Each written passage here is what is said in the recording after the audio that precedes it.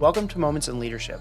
Before I get going with today's episode, there are a few things I want to highlight, especially as the podcast gains popularity. First, as much as I like a good old-fashioned F-bomb, I've taken to beeping them out lately.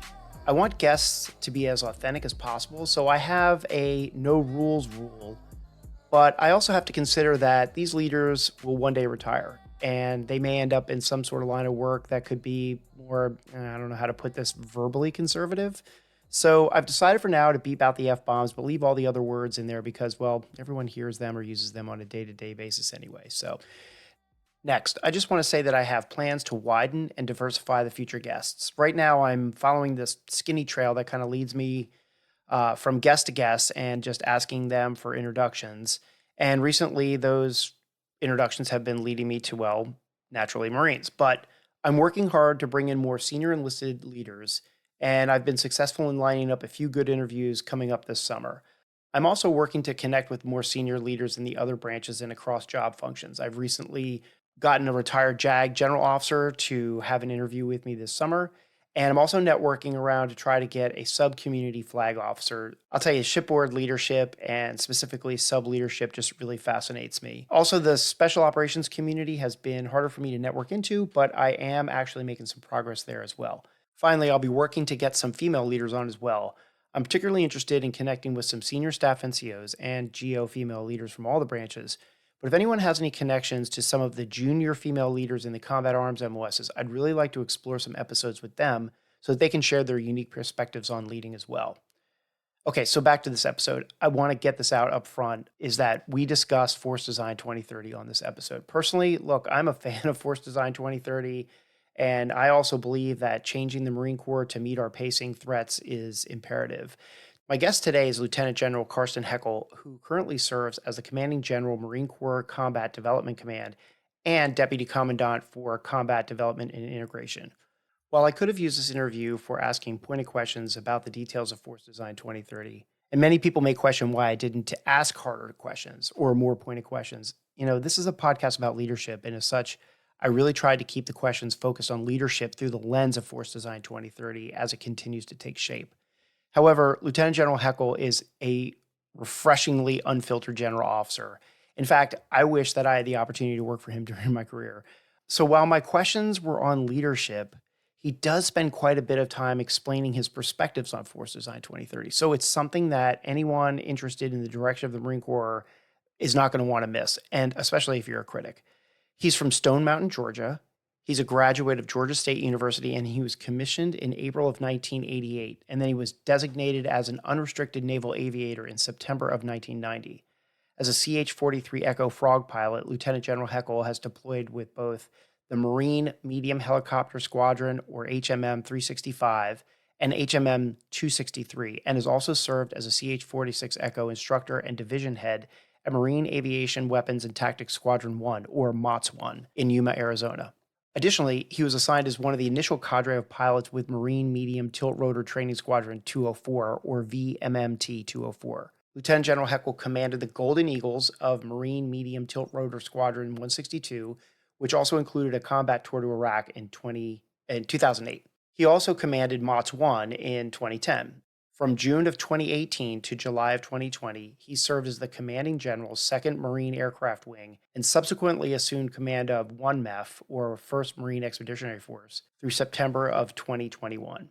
His staff assignments included CH-43 Echo and MV-22 Requirements Officer, Headquarters Marine Corps Aviation Department in Washington, D.C., the J3 Director of Operations, United States Forces Afghanistan in Kabul, Senior Military Assistant and Marine Aide to the Secretary of the Navy, Assistant Deputy Commandant for Aviation, Headquarters Marine Corps Aviation Department in Washington, D.C., Chief of Staff, Naval Striking and Support Forces, NATO in Lisbon, Portugal. Lieutenant General Heckel is also a distinguished graduate of Amphibious Warfare School and the Naval War College.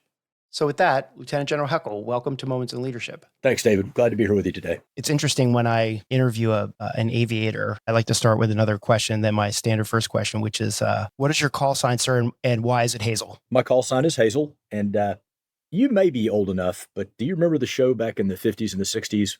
Shirley Booth played a maid called Hazel, and she worked for the Busbys, Mr. B. So I don't recall ever seeing it, but I definitely recognize the names that you just used. you can find it on cable every now and then, when they go all nostalgic and stuff. But so I'm brand new in HMM 365, the Blue Knights, right after Desert Storm. And I'm a lieutenant. So I'm the boot. And that's back in the day when, the boots were treated like boots. And I had every crappy job in the squadron to include soda mess officer. So we would, I would sell stuff and raise money for flowers for babies and stuff. And one day, some of the guys came in and somebody put a burrito in the microwave, a microwave, by the way, that I bought with my own money to finance to get the thing going. And they had blown this burrito up in the microwave. And I lost my ever-loving mind and blew up on all these captains. And, I was doing that with all due respect, which means you're about to be disrespected, and I'm like, you're a bunch of pigs and your mother doesn't work here, and put a sign on the microwave. And one of the guys kind of stood up and said, man, he's like a 200-pound pissed off version of that maid. You remember? And so until then, they'd been calling me Bull because I look like Bull from Night Court, which I thought was great, right? What a great one syllable, Bull flight check in, 2, 3, 4. Great, right? Mm-hmm. Hazel? No, that, and then of course the next weekend we're at a party and my wife proceeds to climb on top of my casket with a pneumatic nail gun. Oh, you think that's bad? You ought to see him at home. And I'm like, oh my God. Oh boy. Yeah. So never got away. And now it's stuck. It's a good one. Well, thanks for that quick story. And so I think one of the most fascinating things that I've discovered doing this podcast is just hearing about how a 3-star general started out in the Marine Corps. I mean, everybody starts out as an E1 or an O1, right? But only 1% of it make it to your level or to a force level sergeant major. I mean, that's, a 30, 40-year career. So I'd love to start the interview out by you telling me some stories that you remember about the first 5 years of your career that you look back on as crystallizing moments, those aha moments that have just stayed with you forever. That's a great point. For those that believe in higher powers, I'm a Christian and it kind of guides a lot of what I do, although you'll never know it by how I drop the F-bombs every now and then. But I believe there's a reason things happen. And I have been blessed my whole career to be exposed to just magnificent people, enlisted and officer. I mean, I could spend 4 hours, David, talking to you about lessons I've learned from Gunnery Sergeant Tim Zilmer or Captain Bob Headland, or I could go on and on. But in my first 5 years, I was just exposed to one great leader after another. And then more, I worked for a guy named Keith Stalder, retired 3-star. So I think for me, it was just being in units that were really good. I'm not in the parochial sense. I mean, really good. They just did everything well. And I didn't realize it at the time because I was just a young lieutenant and I was just absorbing it. But it constructed my DNA of who I would be as a Marine officer and certainly as an aviator. There are no shortcuts. There is only one way to do things, and there is never a right way to do the wrong thing.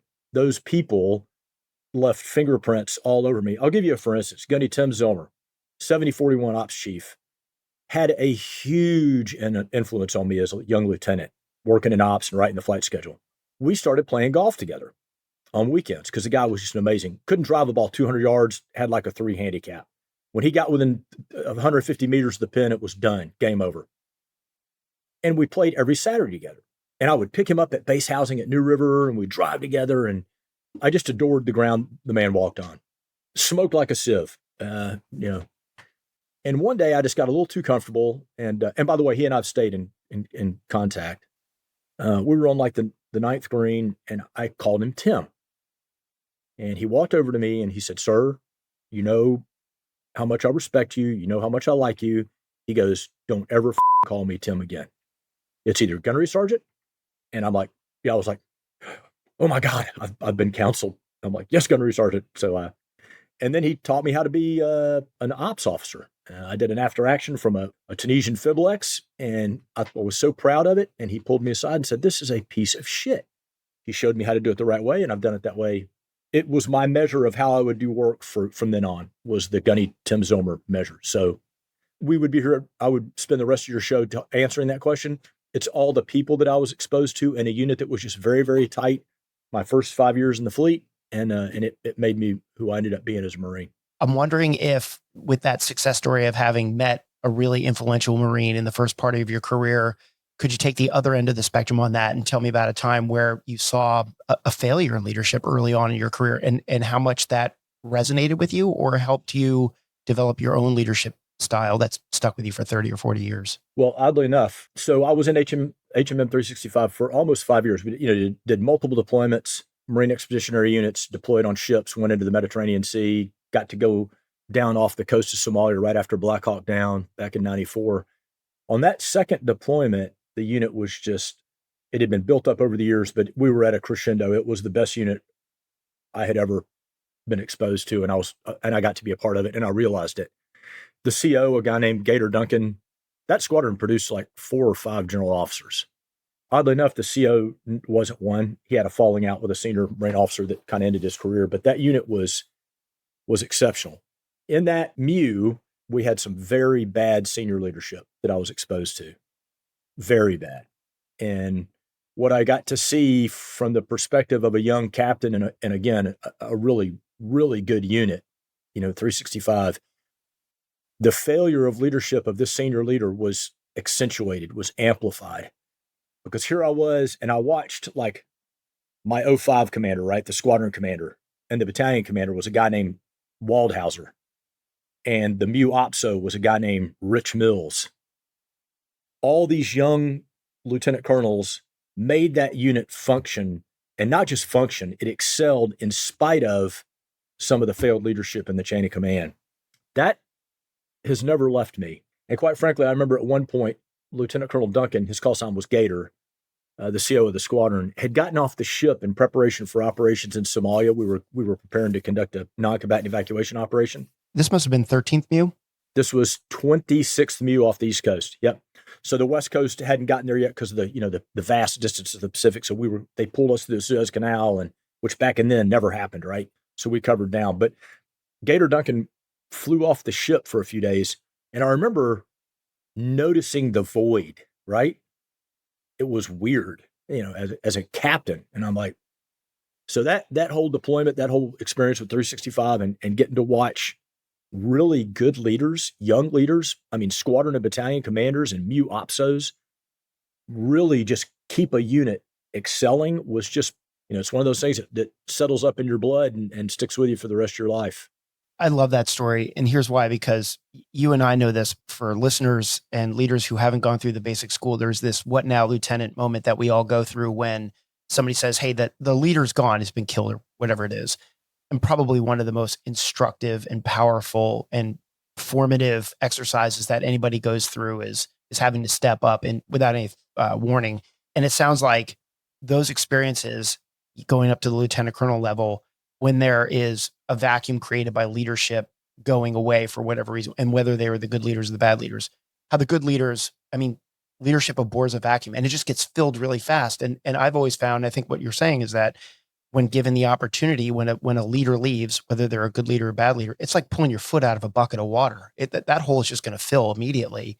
And it's always the good leaders that step up. It's never the bad leaders that step up and say, okay, I'm going to take over now. Absolutely. Absolutely. I think that goes towards morale. I think at any moment in anybody's career, they go through these cynical moments where they say, God damn it, Marine Corps, this, that, and the other thing.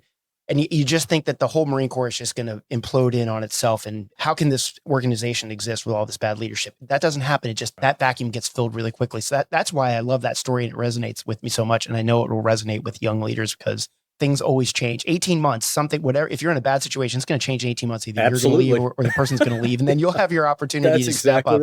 That's exactly right. And even more so now, I think and I know we're going to talk about force design a little bit later, but there's even a more amplified opportunity now for leaders to be stepping up and we'll get into that in due time. But one of the things I've learned through both just being friends with people who are senior officers now and then interviewing them is, for the most part, senior leaders are very, very humble about themselves. And I understand why. But I'm wondering if you can step out of that mold for a second and tell me about the very first time that you, as a leader, looked in the mirror and you're like, I'm proud of myself for that. That's a tough one. And I stay in touch with a lot of Marines that I've served with over the years. But, I will just start off with saying that, I am here only because so many great Marines, like Gunny Tim Zilmer, I could name a million of them, hauled my big fat ass up on their shoulders and carried me here. So, but being proud of something, I think I would probably have to say, so I had command of the second V-22 squadron in the Marine Corps, VMM 162. Those early days, it was hard. This wasn't it wasn't just a new airplane, right, David? I mean, it was tilt rotor flight. So it's not helicopters, it's not fixed wing. It's this whole new thing that we had to figure out.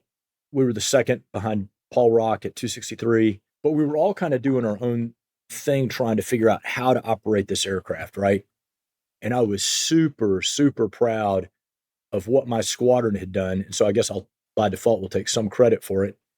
But I think what I did was I gave my people, like my OPSO, Jeff Hogan, my XO, and my AM, all the people in my squadron, I gave them the room to make decisions and not be afraid to fail.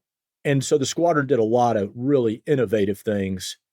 And so I guess it was right before we were deploying home after a successful 7-month combat deployment. Through the summer months, it went from basically March to October. And the airplane did magnificently, only because it was being carried on the shoulders of my Marines. As we prepared to redeploy home, I remember we were in Kuwait and we were lining up in our groups.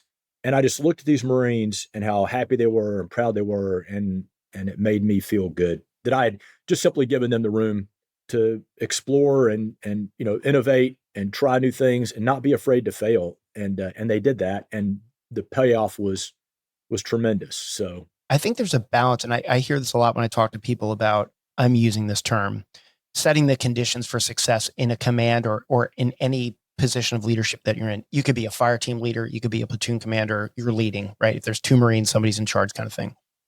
And just setting the conditions for success is one of the high level topics that people will talk about when they say something has gone really well in a command or in their career.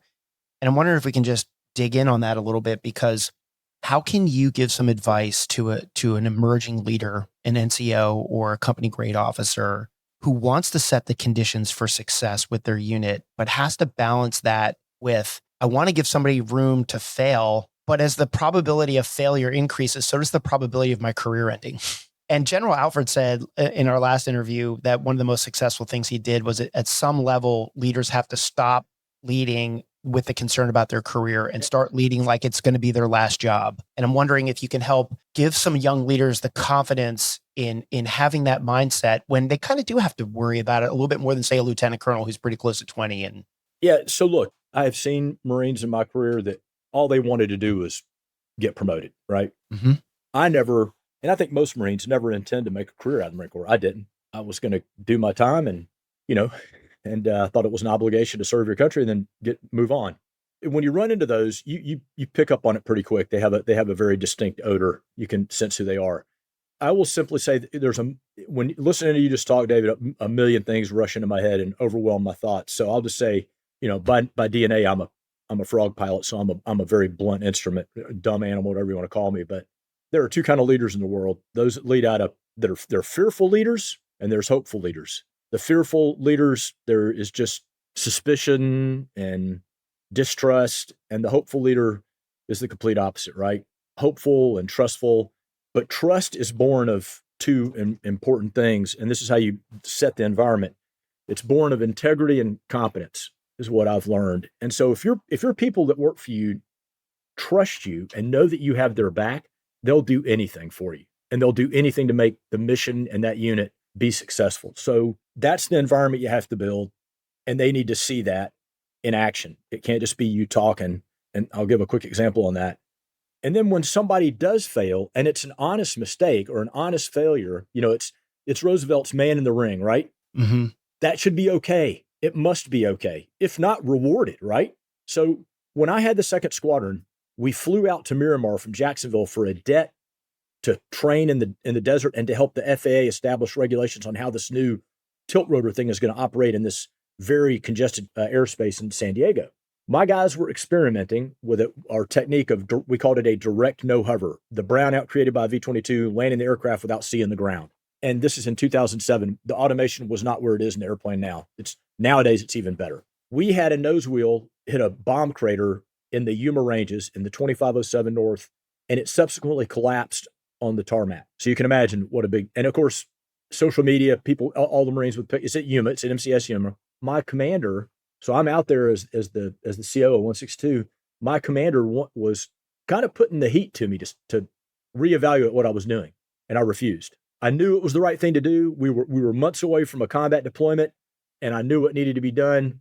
And I'll never forget being on my cell phone in a parking lot in Miramar and trying to defend myself. And then he backed me, but he had the blowtorches to my feet, man. I mean, I was like, okay. And it almost made me second guess. And then the next day we were supposed to fly to Yuma, and I was going to talk to all the MOTS instructors, to the Marine Aviation Weapons and Tactics Squadron 1 instructors. And the squadron was rattled after that nose wheel thing. And my OPSO came to me and he goes, "Hey, sir, are we going to cancel the thing tomorrow?" And I said, "Absolutely not. We're going to get an airplane. You're going to go fly out and pick up the stuff and you're going to drop me off. Everything's normal." And within a day, the squadron was back to complete normal ops. So that's a great story. And it ties in very nicely with Major General Dale Alford, who was my previous guest a couple of weeks ago. He told the story, sir, and I just got to tell it again real quick for people who haven't heard the episode, but he tells a quick story about how there was an infantry maneuver range somewhere in Camp Lejeune, and it had a bunch of trees in it. And I know this story. Okay, so they were walking. Then I'll tell it quickly. But they were walking through the woods, and everybody's supposed to have their weapons pointed straight in front of them. Some Marine turned to the side, fired around, and it hit another Marine, not fatally. And somebody came out and said to him, "What happened?" and everything. And he said, "This is what happened." He said, "Great." And he said, "Can I keep training?" And whoever it was that came out to the range said, "Yeah, you can keep training." I got 4 or 5 emails after that story saying, "Hey, that's a great story to hear from Lieutenant General Alford back from when he was a captain in the 90s. That would never happen today. If something like that on a range ever happened today, it would be shut down, investigations, everything. No lieutenant would ever be allowed to continue on with the training today." And then, giving back to your nose wheel comment, are there some things that emerging leaders should be looking at in order to maybe get back to the medium on that? Like maybe the pendulum has swung too far to the left or right on overreaction to training accidents. Do you think that there's some room for leaders to assume some risk and do like your CO did, which was we're going to keep flying? I took the 1st Marine Expeditionary Force the day after the AAV mishap, and we lost 8 Marines and a sailor, right? That was a leadership failure at various levels. Mm-hmm. I had a different interpretation of where that responsibility stopped, but it was a leadership failure. So I tell that to say this: you do have a responsibility to make sure things are being done right. And that's why I made that comment about there's only one way to do the right thing, right? It's the right way. There's only one way. That clearly didn't happen in this case. And quite honestly, in my career, David, as an aviator, the Marana accident, and, we are exposed as aviators throughout our careers, unfortunately, to mishaps. And 99% of the time, it's human error. Somewhere in the chain messed up. So I don't want to let anybody off the hook. But here, at the end of the day, and that story about Dale is great, and I've heard it before. I've known Dale for 40 years, and it does bring up a really good point. That is, we're all about killing our nation's adversaries and breaking all their shit. And we need to do it in the most violent, cost-effective means possible for the American taxpayer. That doesn't happen by being tentative or hesitant to do training that, yes, may be dangerous. But what I would tell the leaders is simply make sure you've done your homework. Make sure that you are not needlessly jeopardizing anyone's safety in any shape, form, or fashion. That's all. Because I think, and this is coming from having been a wing commander and a MEF commander, we got some leaders out there right now. I'm going to tell you from firsthand experience that are definitely the caliber of what Dale Alford told you about. The leader that Dale had that said, get back to training. Even with mine back in 2007, my boss said, okay, keep going. Once I had adequately explained to him all the measures I was taking to ensure nothing would happen, it did happen in spite of all that. So that, to me, in my head then as an 05 commander, that was an honest mistake, and I'm not going to stop. I think we still have leaders out there of that caliber but you're definitely onto something. I think social media, David, has changed a lot of that. Oddly enough, here we're on a podcast. I think it over amplifies to some degree. So I would simply say that if you've set the conditions and your people are trained and you've done all the things that you need to do, there's no reason to stop training. Does that mean mishaps aren't going to happen? No way. Keith Stalder told me a long time ago, if you want 0 mishap rates flying airplanes, stop flying airplanes. I agree with that. And everybody listening to this podcast who's a leader at any level in the military needs to go back and listen to that last 3 or 4 minutes again and really let that sink in. And this isn't my venue to tell people how to be great leaders, but I am going to take a little bit of license here because this is my podcast. And I'm going to just say this. If you're listening to this podcast and you're a leader in the military, you need to go be that leader that General Heckel just described, because our core and our nation depends on those leaders. And we cannot keep trending off into the risk management zone and the, hey, if you want zero mishaps, just stop flying. We just can't have that. You're right, sir. Our nation depends on us to exercise extreme violence when needed. And we cannot do that if we are not training in a way that's meaningfully dangerous. And especially our nation's Marine Corps. We are the nation's crisis response force of choice. And what that means is, I grew up on amphibs, right? I grew up on Muse doing the very things, doing the crisis response, doing the NEOs, the non-combatant evacuations operations. You want a great read that almost would you would think you're reading a trailer of a movie. Operation Eastern Exit from Mogadishu in January of 1991. There is an unclassified after action on that I need to send you, David, just to get your reaction. The executive summary is breathtaking, but it's dangerous. At night, goggles, unbriefed aerial refueling of 53s over the middle of the ocean twice. They put on the centerline jump seats in the 53 Echoes, carrying 55 Marines. And by the time they got there, literally looters were coming over the walls of the embassy. They got there in a nick of time. So the point is, there was no time to wait. There was no time to hem-haw. There was no time to debate. You had to move and move quickly. But guess what? The Marines across the board, both the ground and the aviators, were trained. They were proficient and they were ready to execute, and they did it. Please do send me that. I'd like to link to it in the show notes, specifically because I'm a Somalia veteran and I've never read that. Oh, great. I'll send it to you. I do agree. I think one of the things that leaders need to really think about, and I don't think you can really train to this, sir. I think you just need to think about how you will react in the future when this presents itself, because this decision will present itself to every single Marine who's in a leadership role at some point in their career, which is you have to make a decision that you haven't been trained for, and you're just going to have to use your instinct and rely on your training and everything that you've learned to make a call. There's always going to be gray area calls, and you just need to look at it and say, what is the probability of this causing, am I taking unnecessary risk? Like you said before, are you going out there and taking stupid risks? You don't want to do that. But sometimes you just need to look at things and say, hey, am I operating at the fringe of this? Absolutely. But we have to, because the operation and the mission calls for it. Everybody's going to have to do it. I did it, sir. I know you did it. That's right. I'm sure you did it in the aviation community. So yeah. And again, I go back to my comment that, I'm a fairly, blunt instrument, but there's policy, I'll screw with policy all day. There's bad policy. I'll completely disregard it. There's orders and directives. I'm a little more reluctant to be, but I will look at all of those with a scrutinizing eyeball. And then there's the law. I will never, ever, ever, ever, under any condition, break the law. I've taken an oath to the Constitution to not do that. So I would just say for leaders to think through, what's inhibiting them training or whatever. Is it policy? If there's a policy issue, bring it up. Bring it up with your leadership. Get it fixed. Bad policy is a disease, and you got to be aware of it, especially as a leader. Well, that is the classic definition and differentiation between the fearful leader and the hopeful leader, right? Because the fearful leader will never challenge those policies, will never operate in the gray area, and they will just be managing to their career. The hopeful leader will say, I'm hopeful about this. I am confident in my decision making. I've never made that linkage, David, but you're spot on. Yeah, it's the assessment of risk. And I don't know if we do a really good job talking about this early on in training for Marines, so I'll just quickly say it, but everybody needs to understand that there's a huge definition difference between possibility and probability. Right. That's right. Is it possible that if you load Willie Pete and HE together in an ammunition trailer, that something bad could happen? Absolutely. Possibility of it? Probably zero. But we have this policy that we can't put those things together, or fuses. There's all kinds of things that you can't put together in the same trailer. I don't know. It's policy. Yep. I have challenged it. I'm out now, so I can say this. I have broken that rule as an artilleryman a number of different times and in the LAR community.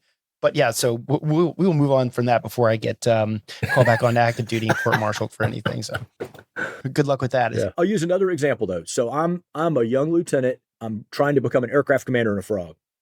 And my group commander is a guy named Fred McCorkle, famous aviator, retired 3-star, one of the most decorated aviators we have on the record books.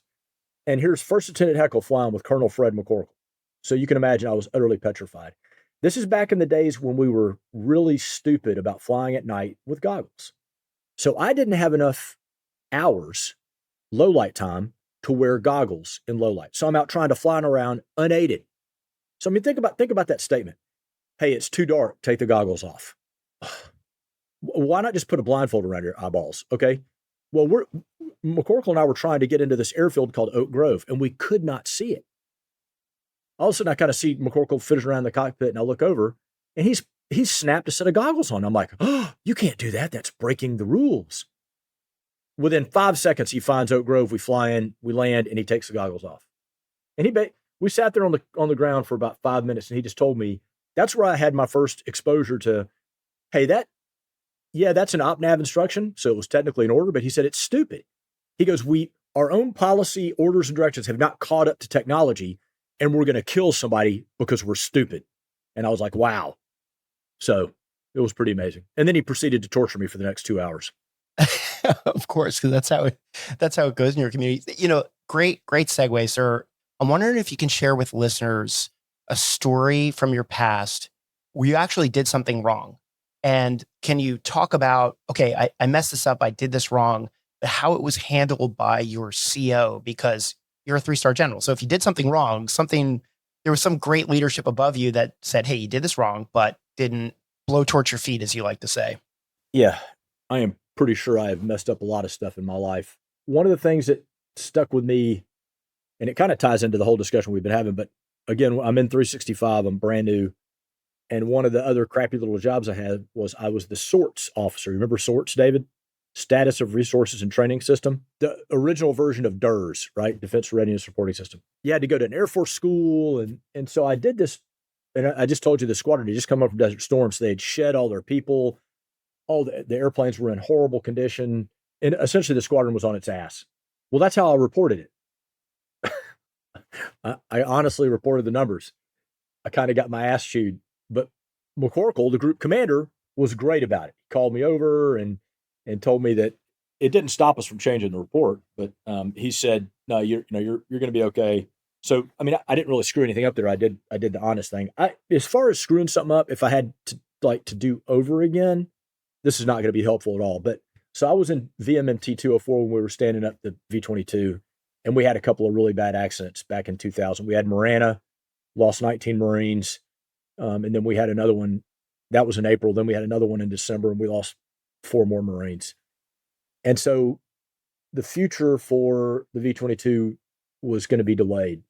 And there was a hardcore group of folks that stayed there and got it right. And they deserve all the credit for what the V-22 is today, every bit of it. And I don't deserve any, because I basically escaped the unit, even though General Jones at the time, the commandant, had said nobody is allowed to leave. I had a CO that got me out of there, who I still stay in touch with, so that I could go back to a unit and deploy. So I guess I'm a little disappointed in myself when I look back on that I didn't stick it out. But every time I saw a squadron taxiing out to get on board the ship and go deploy, I just felt like my guts were being ripped out. And I'm like, I can't do this. For the first time in my life, I had to admit that I had failed at something, I guess. It was a hard thing to do. I don't know, looking back, I don't know that I would change that, because I ended up going to unit and deploying and going to combat, but it was a hard thing. And I often, if it's one thing I look back on, and I ask if I made the right decision. So I'm sitting here in Alexandria, Virginia, looking out my window, and I just saw 2 V-22s from HMX-1 fly down the Potomac River. So I don't know if it was really a failure, sir. It kind of maybe that story goes back to what we were saying before, like leadership. You pull your foot out of a bucket of water, and maybe you feel bad that you shouldn't have left the unit at the time. But the people that you set the conditions for success and shaped leaders underneath you, somebody came in and you said there was a lot of hardcore people that stayed and made it happen. That sort of thing doesn't happen if the leader, you, wasn't doing your job and setting the conditions for their success previously. So yeah, I mean, if I did contribute in any way, that would be some solace. But yeah, there were some good people that stayed there and did a lot of heavy lifting and a lot of hard work. And again, the airplane you saw just flying down the Potomac is why. Another way to ask the question is, because I just think there's such valuable leadership lessons to be learned by hearing about mistakes and then how they were handled, was, that old saying there, but for the grace of God, walk I. Did you ever see something happen where you said, thank God that wasn't me? And maybe you can turn that story into a formative experience that leaders could apply to their future leadership style? Well, in aviation, those opportunities, those things happen all the time. We always say any naval aviator of any flavor, regardless of type, model, series, I guarantee you has just been moments away from a class alpha mishap and either killing themselves or killing somebody else or both. So I'm going to go to an aviation example. I was on it was that second deployment back in '94, and a 53 had lost a main rotor gearbox in Spain. And we were pier side in a place called Almeria, Spain. And we needed to move. It was going to take weeks to get this airplane out of the field. So the ship was going to have to leave the port. And I had been asked quickly to go up and fire up a frog and load up all this gear and publications and equipment and fly it out to the site. So I got this false sense of urgency, because sunset was coming. And so I cut a corner on my load comp. We do a load computation every time before we take off to make sure we have power and for the ambient conditions, et cetera.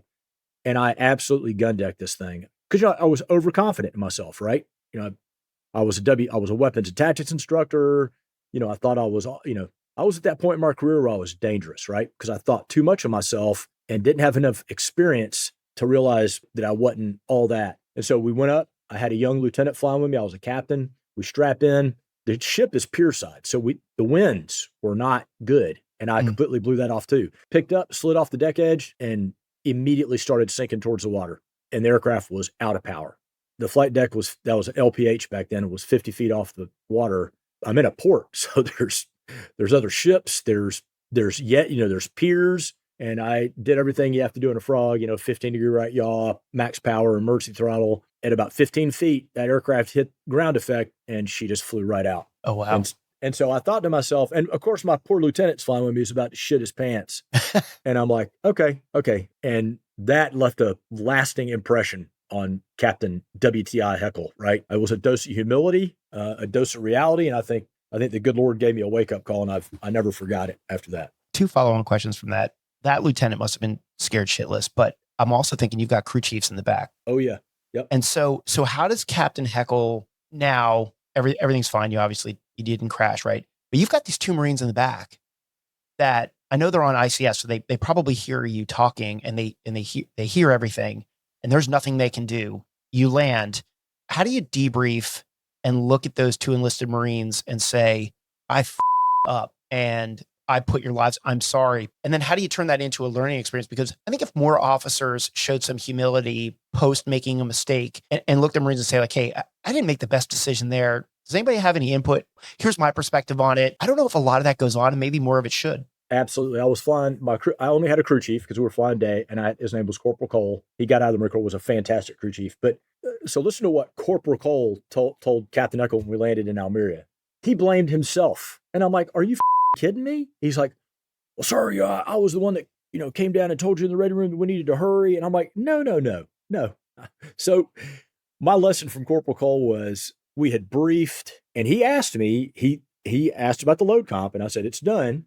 And so but for me, it was sitting down with Corporal Cole and explaining to him that I had basically gun decked the load comp. He was kind of stunned when I told him that. We had a discussion, but I will tell you, from a career of flying with your crew chief and your AO in the back, they're the voice in the back of your head. Mm-hmm. They have saved me more times than I can tell you. And, in a crewed aircraft, they get an equal vote, right? So they can veto anything. If they say, hey, sir, I am not comfortable with that, it stops right there.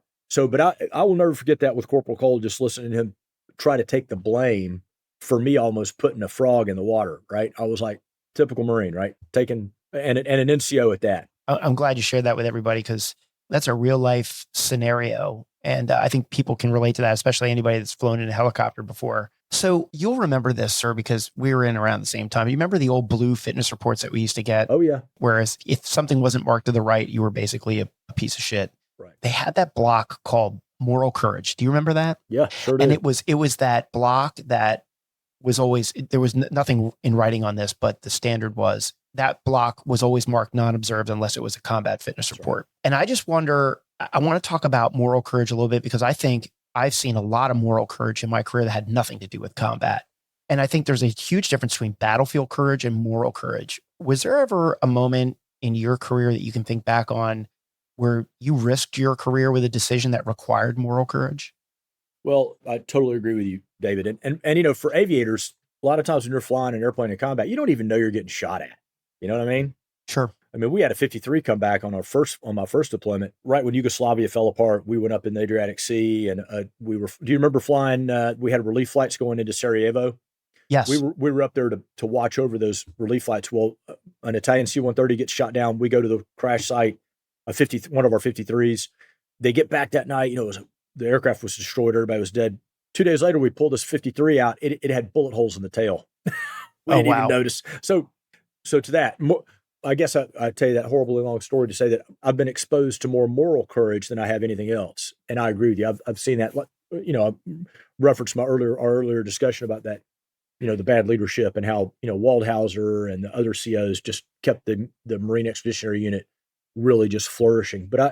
So for me, that time when we had the nose wheel collapse, I felt like my boss was wanting me to stop, very much wanting me to stop. I just knew it wasn't the right thing, and I've told myself a million times, if I got to be an O5 commander, that'd be the pinnacle of anybody's career. So I was happy if it ended there, but I stuck to my guns there. So I guess I had moral courage there.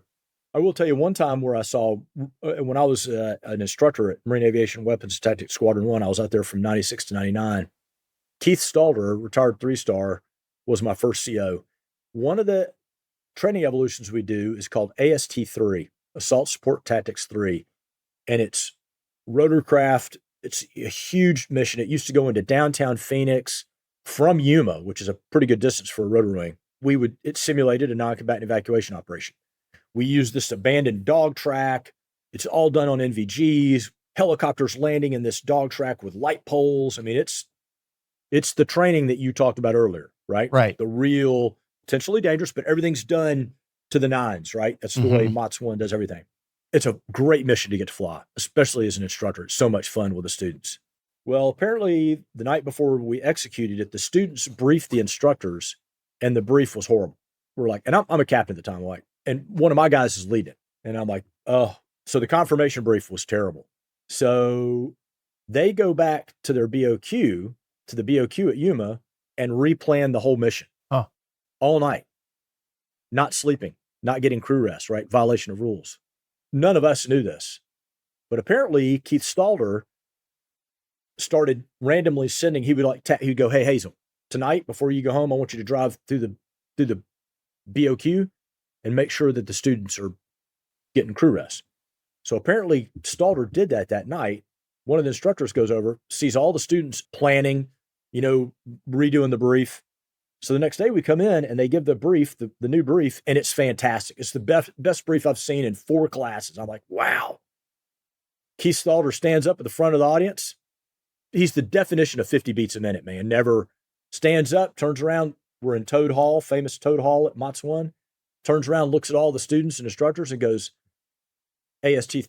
And bear in mind, we've been coordinating with the FAA. We've got air traffic controllers in towers at Phoenix and Goodyear. We've got hundreds of role players, literally 30 buses worth of role players downrange, all downrange. Stalder stands up, turns around, looks at the crowd and goes, AST-3 is canceled. Wow. And I'm like, what the because they violated crew day. Wow.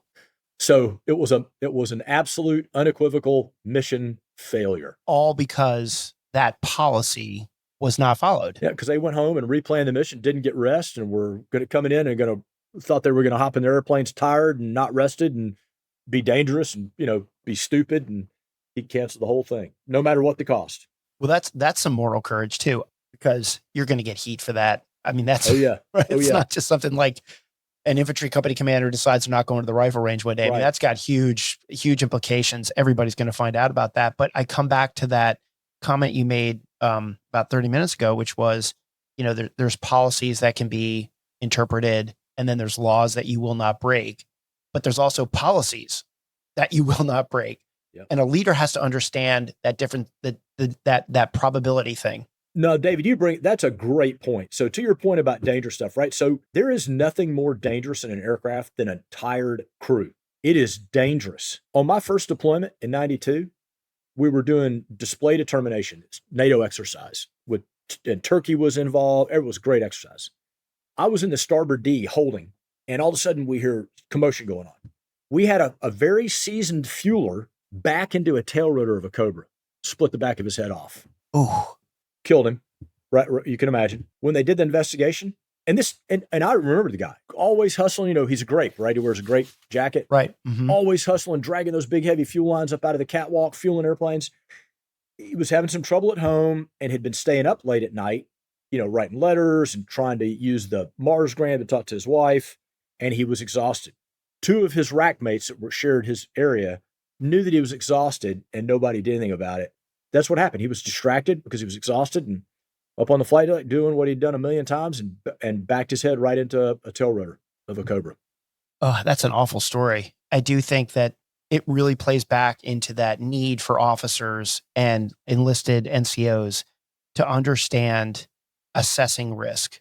And it's that possibility, probability thing. Amen. And you just said that, you know, a tired crew is the most dangerous thing on an aircraft, right? Not only that, but you've got, you know, up to 50 some souls in the back, depending on the aircraft. Right.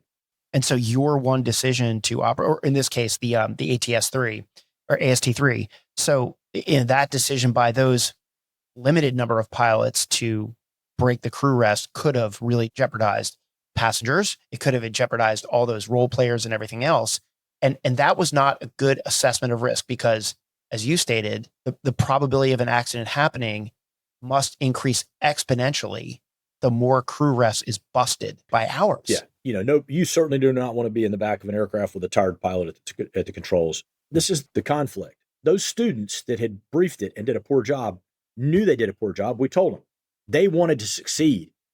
So they went back and broke rules they know they weren't supposed to break because they wanted to succeed.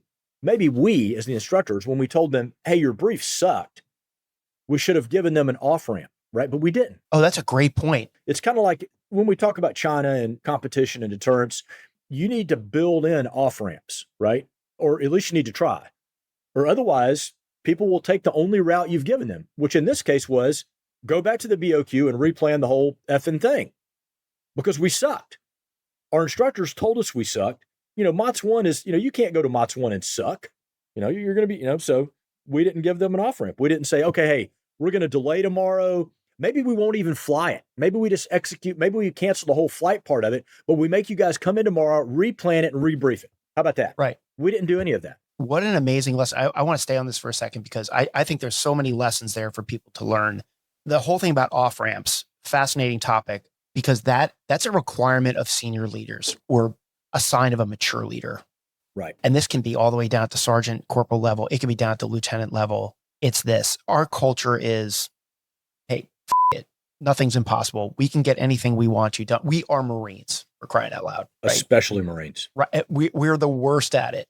It's that mentality of not falling out of a hike. It all boils down to that, right? I will not fail the mission. But Dave, we never want to lose that, right? That's right. why Marines succeed in combat. We will do whatever is required to be. So to your point, I think it's where you're going. We got to figure out how to balance that. Right. So it takes the senior and mature leader to make sure that they understand that left to their own devices, the younger leaders will put their head through a wall for mission accomplishment because that's all since the day they went on their very first hike. Failure is not an option. You don't fall out. Essentially, not doing the mission is falling out of a hike, right? In my analogy here, which most people can relate to. But so it takes the senior mature leader who's thinking clearly to say, we need to build an off-ramp here on this training exercise because if we don't, we will increase the probability of somebody getting unnecessarily hurt and increasing the risk and the danger factor of this training mission if we don't take the appropriate actions as a leader. And I don't think we really talk about that much, the whole building an off-ramp and assessing the risk of somebody accomplishing. So it's the risk of accomplishing the mission. It's kind of a weird way to say it, but if you don't manage the risk, you will get people who want to accomplish the mission and jeopardize a bunch of different people. You betcha. All of that, risk, it's differential calculus, right? I mean, it is not a simple thing. There's no such thing as elimination of risk. No such thing. That is a completely, totally bullshit theory. Risk is like matter, right? It will simply assume a different form. It'll be a gas one day, a water, a solid. It changes. It's our job to, as senior leaders, is to look at the whole landscape, slide it around, move it around based on the situation, on the operating environment, everything, and make an appropriate risk assessment. Part of that is, so when we looked at the students and said, your brief sucks, we didn't, captains and majors, we just didn't go to the next step and say, okay, now what's going to be the outcome of this, right? So what you just did is you basically initiated a decision point when you made that statement. The decision point should have been, so what do we do about it? We never asked that question. Now, deep down inside, all the instructors knew what was going to happen. We knew the students were going to probably replan this thing and figure it out. Otherwise, you wouldn't have sent somebody over to look to see if they were still awake. Well, that was Stalder. We probably just didn't want to know, right? The young captains were like, Stalder heard about us canceling it. And that's when he walked up and said, hey, I need somebody to go through the BOQ tonight and make sure that we got people getting crew rest. So I don't have 100 pilots coming in here tomorrow exhausted. That goes back to, my experience when I got my squadron into Iraq. We were flying missions, routine assault support requests that were landing at 3 a.m. at the end of an extended crew day. And I'm like, what the are we doing? This is not, we've been taught as WTIs and night systems instructors that the physiological nadir, that's the low point, right? It's inescapable. It is 2 to 4 a.m. And no matter what you do to yourself, you can't offset. And yet here we are flying routine, not immediate, not emergency, routine ASRs, landing at 3 o'clock in the morning at the end of a long extended crew day. So we changed it. That was a cathartic event for us, for the wing forward to do that, but we did. We could do a whole podcast episode on risk assessment and risk mitigation, especially especially in the aviation community. I remember halfway through my career, they invented this thing. I think the Army invented it, and then somebody decided it was a good idea that we do it too. Those risk assessment matrices. It's just a piece of paper. Yeah. Yep. So when I was a lieutenant in the artillery community, we just rolled to the field. The CO gave a brief on the front of his Humvee on the back of an MRE box, and we rolled. That was how we did it. And everything about risk was covered in the 5-paragraph order, and that was it. And then all of a sudden I come back as a battery commander, and you can't even check a range out without doing this risk assessment thing. And I'm like, I remember thinking to myself, because I was half a civilian at this point now because I was a reservist and dealt with risk in my civilian job all the time, financial risk. And so I'm looking at this, I'm like, this isn't mitigating any risk. This is just checking an administrative block.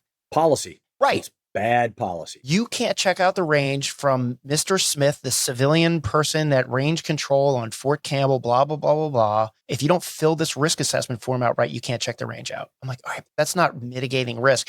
So that gets back to your policies. I think you said OPNAV and then the laws. Those are policies that need to be challenged. And that is the keeper of the kingdom thing at range control. I'm in charge of this. And boy, we really just need to do a better job of looking at some of these stupid things that we're doing, because it makes people want to avoid challenging policies and continuing with these inefficient things. And I don't think it really mitigates risk. As a matter of fact, as a workaround, you may actually be increasing risk. No question. You betcha. We could do a whole podcast on risk. I do want to transition over because I think this is a really interesting question to ask aviators, because you deal with the probability of death happening in a training environment at a much greater level than, say, an infantry platoon commander does. Your analogy about the AST exercise and the crew rest and everything. No infantry officer would say, we're not going to go do this night range because everybody's tired, right? The grunts just operate when they're tired all the time. They're operating on the, hey, just don't run in front of the muzzle of another weapon and you're not going to get shot kind of safety. Okay, which is all very common sense. Crew rest in the aviation community is a lot different. You and I, unfortunately, share a story about a tragedy that happened in the aviation community. I'm going to let you tell the story and then I'll jump in, but I want you to tell the listeners the story about your very first experience with an aviation death, because I think it's important for young leaders to understand that there's a high probability, especially in the aviation community, that they're going to see a death in training and or in combat. And I feel like there is a lot of benefit to be gained by pre-thinking through how you will react in the face of either bad news or witnessing it. I think there's a lot of power in it's hard to say imagine, but I'm not going to search for a better word, but thinking through how you will react and actually seeing it in your mind. And I'm asking you to share that story with us because I think it would be instructive to a young leader to hear. Sure. So just for everybody listening, David and I had a phone call before we did the podcast, and we realized somehow quite inadvertently that we shared a very close friendship with a buddy that we lost, a guy named Kerry Smith. So he went through TBS with me, and we get to flight school. Kerry lived with a bunch of friends. We all stayed close. He was killed in an accident. I think he was in VT6. So, at this point, you're 22, 23 years old, right out of the basic school, going through flight school. And I think we'll all remember how we thought, or if you're that age now, you think you're 10 feet tall and bulletproof. And when you lose somebody close and you see it up close and personal, like my wife went over and helped the roommates, clean out his chest of drawers, right? All his clothes, all the small things like where's his car, the things that really, until that happens to you, it becomes real. For me, losing Carrie was that realization that, I am flesh and blood. And if somebody makes a mistake, which is what caused the mishap here for him and killed him and the instructor pilot, that, bad things will happen. So all I will say is for anybody is to, first of all, to have your affairs in order always. It's an important thing for somebody. And as a leader, you should set the example for your folks. And if you have Marines that work for you or sailors, you need to sit down with them and discuss those kind of things. Because again, I've been a CACO too, a casualty assistance calls officer for losing a very close friend of mine. And I will tell you, what would otherwise seem like the most mundane decision to you for that spouse, for that family member, it is anything but. But here's what I will tell you. If there's something from you written down saying how you want something done, it will make all the difference in the world. But for Carrie, it was, and then I ended up being a pallbearer in his funeral. And so that was a big point in my life. And then oddly enough, literally 2 weeks later, I was flying in a T-34, getting ready to go, one of my final flights. And we got vectored into an embedded thunderstorm. And I literally thought I was going to die. I mean, I thought it was, I was in the front seat of the T-34. The instructor was in the back. I couldn't tell if it's too long of a story to tell, but I actually was going to try to bail out of the aircraft in a thunderstorm, which is oh, wow. You don't do that, right? The parachute's just going to wrap around you. But I remember I went through, this is a funny point.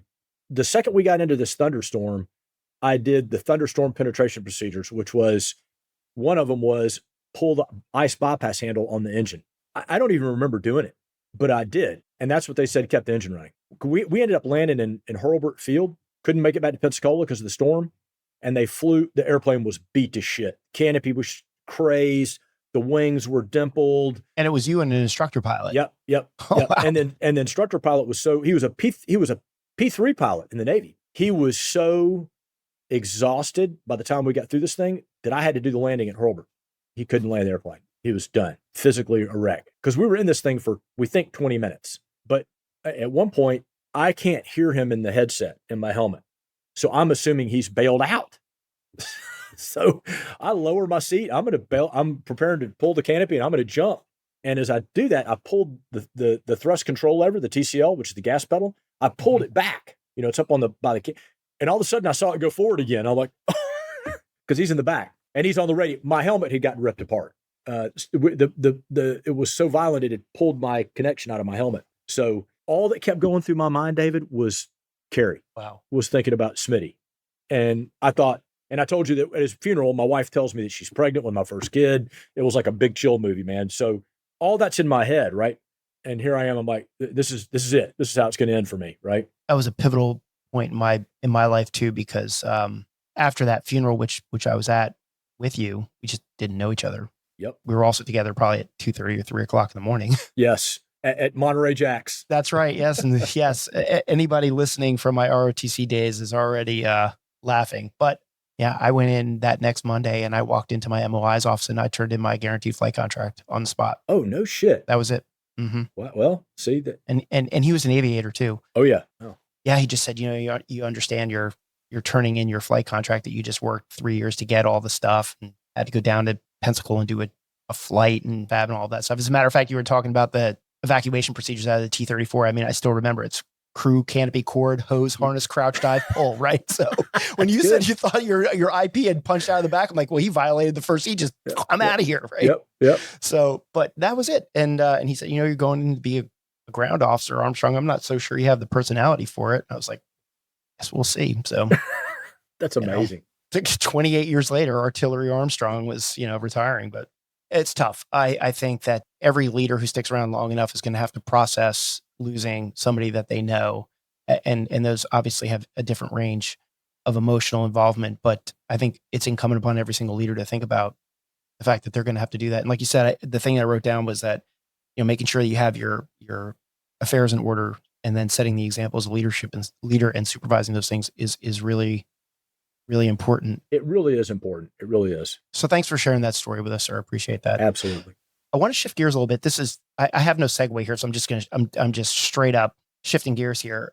I just mentioned a couple of times in the past 15 minutes about the reserves. I'm wondering if I can ask you a few questions about the Marine Corps Reserves. I don't know if you ever served as an INI or if you ever deployed with any reservists or anything like that. No, but I will tell you, in 02, when I was the XO of an aviation combat element out with MU, we ended up doing OIF. This is right after 9/11, and our 53 debt was a reserve debt, HMH 772. I'm curious, as I shift into some force design conversation, and given your billet where you are right now, what role do the reserves play in the future force, and especially in the context of Force Design 2030? Well, I think reserve force is an integral part of the Marine Corps. Differentiating between the two is unnecessary. I think because we use reserves. I mean, I had a reserve 1-star that worked for me when I was a MEF commander that covered down on everything. And if I had not had him there, it would have been a huge, huge gap. I will tell you going forward, one of the things we've learned, Dave, and I know you interviewed General Bellin, he is a brilliant guy. And really what I've learned over the last few years, even before I got to this job, is the things that Marines do, with the experiences and the exposures they get when they leave the Marine Corps and go back into the civilian world like you did, the stuff they bring back to the Marine Corps with those experiences is on orders of it benefits us by orders of magnitude. So like we're going to stand up this Marine Innovation Unit, right, up in New York. Right. Mm-hmm. And I mean, that's what we're basically absolutely targeting, is that whole process of what these, you're a Marine. I don't care what happens, right? Once you earn the Eagle Globe and Anchor, it's yours for the rest of your life. So when you go out and get these exposures and you do whatever it is you do, all of that is just kind of glommed on to the core of who you are, which is a Marine. Then when you're a reservist and you come back to the Marine Corps, because you're still a Marine, you bring all those things with you, all the perspectives, and it's just incredibly beneficial in ways that are much bigger than just force design, right? The reason I asked the question is because these days, the reserves are a lot different than when you and I were younger. I think there was a period of time when I spent in the reserves prior to 9/11 where they really weren't all that great at their job. Post 9/11, I think a lot of that changed. And now leaders are coming into the reserves as second lieutenants. And then obviously on the enlisted side, they enlist right into the reserve. They don't even go on active duty. So there are leaders out there that listen to this podcast and they're straight up reservists. Officers come into second lieutenants now into the reserve structure. And so I do think that poses some leadership challenges, but I think what would really encourage more leaders in the reserves is hearing like, here's the role that the reserves, you're not just a weekend warrior. Oh no. I hate that term, but I'm just going to call it that because most people know what that means. You are truly going to be integrated as not a strategic reserve anymore, but an operational reserve. And that's It is. Those may sound like just words, but they're not. They're not. Literally almost every day in my current billet, reserves come up in a number of possible ways. But I will tell you, most often we bring up reserves because they're a solution. We literally have exhausted all solutions on the active duty side, and the reserves end up being our solution. Right now, there's several issues going on in force design where we are actively looking at reserve forces as the solution, the only solution. So yeah, I mean, for anybody listening to this, it's reservist. I mean, your value and contribution to what we're doing in the Marine Corps is just going to continue to, especially over the next 10 years as we work through force design, right? And we get to 2030 and beyond, but it's not going to stop there. I think the reserves are going to play a critical role in that. You guys are almost like the last line of defense, the safety net. When we have no other place to go, we will turn to the reserves and look for solutions. I would assume that with force design change, it's you're not even going to be looking to them. You're going to be just integrate. They're just going to be integrated. Absolutely. They're going to be part of the force design solution and not, hey, we need you, get your shit together like the old days. Absolutely. Yep. So this is my way of saying this. Any shitty comments about them, direct them at me. But my experience in the reserves has always been that the credibility gap starts to really widen as Marines achieve the rank of gunnery sergeant and major, right? So at that point, I think it's really hard to learn how to be a staff officer or a senior NCO when you're only doing 1 week in a month and 2 weeks in the summer compared to your peers on active duty. Any advice to leaders out there who are in that, I'm going to call them major and gunny and above, how can they compress that credibility gap? Or does it even exist? Maybe I'm just making that up. Well, I mean, what you're talking about essentially, David, is the reps and sets, right? Yeah, great way to put it. And there's just no way to. I don't think there's any way to really replace that. So what I would say to any reserve officer or senior staff NCO is just awareness. I think that you need to think back, if you did do active duty time, you need to think back to the officers or staff NCOs that were over you that did this all the time, right? That were active duty, and think about the example of their leadership, and then just kind of do some self-reflection and say, what am I missing because I'm not doing this 24/7, right? And I'm not at it 24/7. As I said, getting the reps and the sets. I think just self-awareness. Here's the dangerous thing. Thinking you're all that and you're not, right? That is not helpful. That is the material of bad leadership. Right. If you think you're Mr. Major Heckle is shit hot and you're not, man, you're a force for evil, in my opinion. So there's some humility here and some awareness. And I would say, again, in my opinion, there's no replacement for the reps and the sets. When you're on drilling, or if you're doing your 2 weeks a year, man, you need to pour your heart and soul into that thing like crazy. And then there's always PME, reading and PME, which I know. So Marines are good about that. I don't know if that gets after it, but it does. And I'm just going to punctuate that a little bit, sir, by saying that there is a collaboration taking place right now on social media. There's a lot of different channels of social media. I'm just going to talk about one right now, Instagram. There is a collaboration of skills and knowledge that is being shared in that medium that is so brand new over the past 18 months. It's amazing. And I'll just tell people who are leading that are in that major, if they're worried about the credibility gap, is start getting on and reading some of the things that people are educating. So experts out there, I'll just use an example. Somebody who's a communications expert or a logistics expert, so they're out there publishing their knowledge that they have and wow, I have learned more stuff watching and reading some social media accounts about, I'm just going to use the example of communications, because I have a hobby as a ham radio operator. So I like to read the comm stuff. And I'm like, gosh, wow, these people are just sharing knowledge. Yeah. So valuable. And it didn't, 5 years ago, that knowledge share wasn't happening. So I'm just throwing that out as a quick commercial. Well, in your podcast, I mean, I listened to Dale, and I think you did one with Milstead. I did. I mean, that's fantastic. He was my group commander when I was the XO at that squadron, Colonel Milstead. That was a great episode too. And I'll tell you one of my favorite ones, just a quick commercial. The one with Vice Admiral Ron Boxall is fantastic. I'm gonna have to go listen to it. For a leader to hear the sea stories about leadership on a ship underway in an environment that's way different than a battalion or a company. I mean, interesting. Being underway on ship is a completely different environment where the captain's the king and the personality and the culture of the ship is.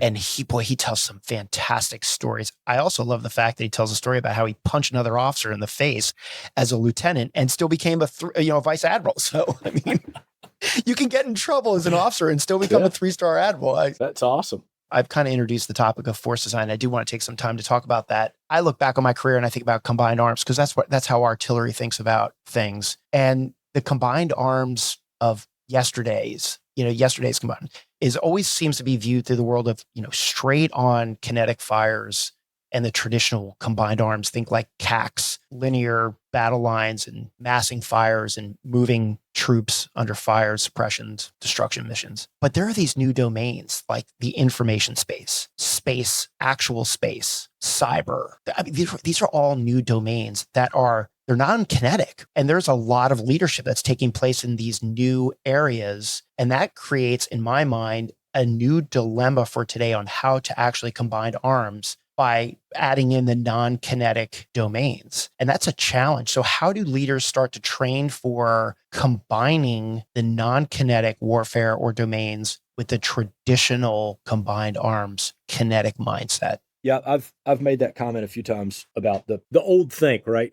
I think it was Liddell Hart that said, the British strategist said, the only thing harder than getting a new idea into a military mind is getting an old one out.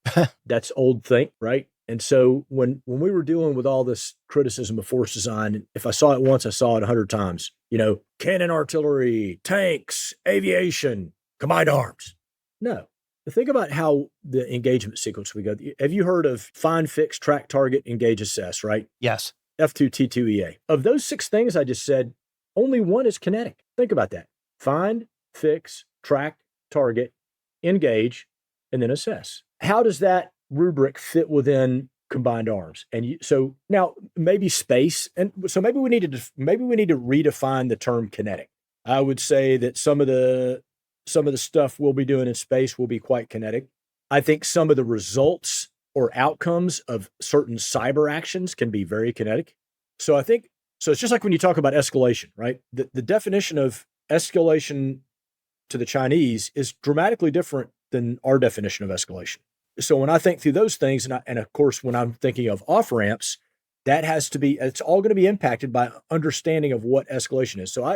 So combined arms is dramatic. It is so much more than it was years ago. Even when you think in terms of cannon artillery or direct action, I mean, those kind of things, that has even changed due to the ubiquity of sensors, the persistence of sensors, the ability to reach out and hit at distance with precision and timeliness. This whole thing has changed. And so what I would say to a young leader, if you're not smart on cyber, get smart. If you're not smart on the information space, get smart. The Marine Corps, we invented these MEF information groups, right? These MIGs, right?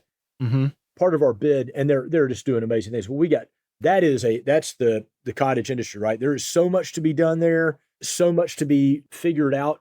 We're going to be working on this for years and decades. Well, I just listened to a podcast out of the MEF information group out of 2MEF yesterday, their inaugural podcast. So they're on it down there if you haven't seen that. But that's interesting because it brings you back to the off-ramps thing, right? If somebody else's idea of escalation is different than ours, how do you build off-ramps for something like that? You kind of opened up the door on this next question a little bit when you talked about, some of the legacy systems and stuff. But given the disagreements recently that have obviously been aired in the press by some of the retired general officers and some other high-profile former Marines, how does a young leader explain to their Marines that General Berger's vision for changing our force design is something that they need to embrace and train to? And I'll have some follow-up questions for you after that. Look, criticism's always good. Mm-hmm. So the retired general officers and I've said it 100 times, we probably could have done a better job. Put myself on a report for maybe explaining some of this better earlier to perhaps maybe have assuaged some of the concern. My issue with it is the method with how they went about it. And I'll just leave it at that. I don't want to. Okay. There's only one comment on it at a time.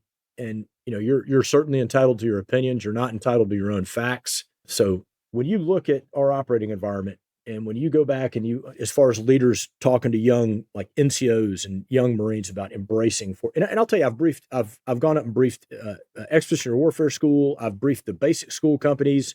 Oddly enough, the young people get it. I haven't had a fight with any of them. I mean, I had an auditorium full of 220 captains, no naysayers. They get it. We kind of lost our way for 2 decades in Iraq and Afghanistan, right? We stopped calling them chow hall and war rooms, started calling them DFACs. We became a second land army. Acknowledge it. All our shit got big and heavy and fat. We became completely shipboard incompatible. We've got generations of aviators that have never operated off the boat. So that's one issue. But as far as force design, we're still going to have MEFs. We're going to have 3 MEFs. The 3 MEFs have always been different. They have never been the same. The Commandant is simply building a solution to offer to our leadership to deal with the Chinese Communist Party and their intention to overturn the international rules-based order that has existed since the end of World War II. And the way he's going about it is absolutely spot on. As far as the equipment we're fielding, the things we're going to, we completely divested of tanks. Totally agree with it, right? Right. Totally 100% agree with it. All my MEUs I went on, we always took tanks. They never came off the boat. And the fact is our tank force has always been just a drop in the bucket compared to the Army. And we are operating within the construct of a joint force. I mean, for heaven's sakes, it's the joint warfighting concept which is classified, which we're fitting within. So for everybody to think that where you see duplicity that's unnecessary, some duplicity is good, you should eliminate it.